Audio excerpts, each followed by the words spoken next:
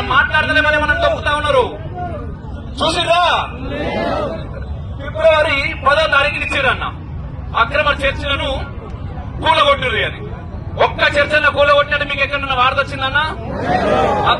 ఇప్పుడు అక్రమ చర్చలను కూలగొట్టురని జీవో వచ్చిందంటే అక్రమ చర్చలు ఉన్నట్టే కదా. మళ్ళా మార్చి 5వ తారీఖున ఇంకో జీవో పెట్టిందన్న మెల్లగా.